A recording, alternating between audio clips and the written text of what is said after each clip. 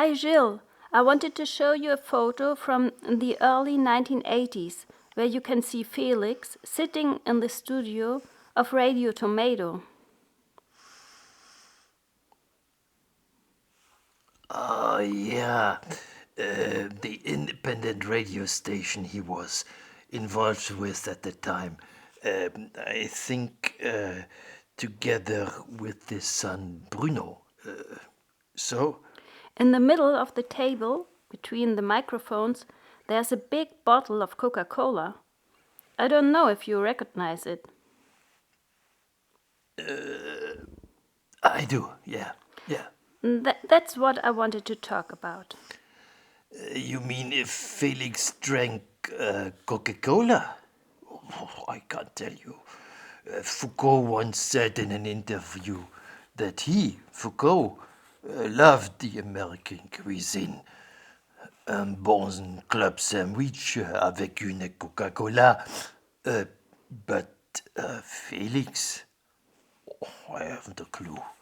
It's even not so much about Felix's personal preferences, but rather about Coca-Cola as a social problem.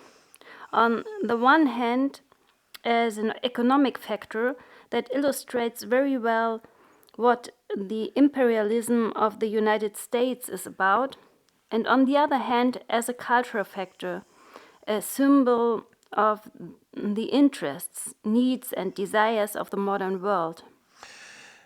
In 1966, Jean-Luc Godard said about his film Masculine Feminine that it could also be titled The Children of Marx and Coca-Cola. And he added on one of the intertitles of this film, understand this as you like. You perhaps mean something like that? Exactly. Well, Godard is talking about a polarity, an opposition, a contradiction that recurs on many levels of the film.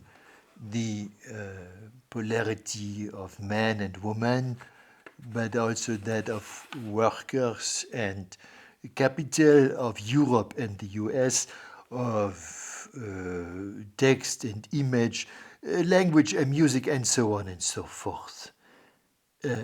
It's actually an entire network of polarities that the film is about. But you could also think of Andy Warhol, of his fascination with the Coke bottle, which he depicted again and again in an almost obsessive series as a symbol, one could say, of repetition without any difference. Phew, that's all a little too general for me. In one of his late lectures in Brazil, Felix spoke about mass culture and singularity, highlighting the fact that some forms of culture are disseminated in the same way as Coca-Cola, cigarettes, cars, or anything else. I could relate to that. Already in Anti-Oedipus, when we referred to capitalist culture, we talked about the commodification of subjectivity. But at the same time, we explained that it would be utterly dreary and dull to conduct a psychoanalysis of packages of noodles or cars or something like that. This almost inevitably leads to a kind of market research. If you would like an example, go for Ernst Dichter, The Strategy of Desire. But that only applies to traditional psychoanalysis, doesn't it? You two were quite open to the critical study of popular culture. Oh, the famous pop analysis. Uh, uh, well, let's put it this way. We were definitely interested in film and television, and on a different level also in American literature. But we didn't adopt the perspective of a critic of commodity aesthetics. And we also did not follow the way that Roland Barthes had paved in his mythologies. Barthes was actually interested in individual consumer objects, for example, the new Citroën car. From today's perspective, would you say that's a bit of a shortcoming of your work?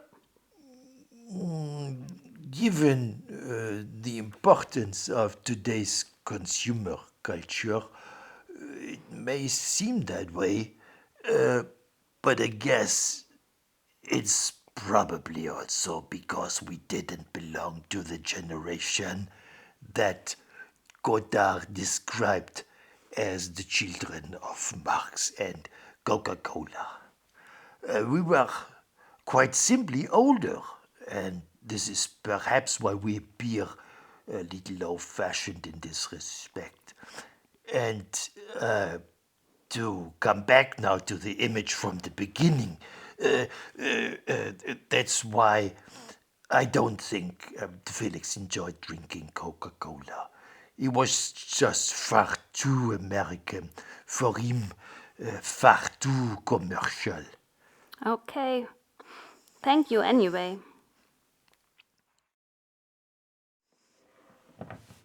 Oh, I Felix, I Carl, what are you drinking here? Could I have a sip?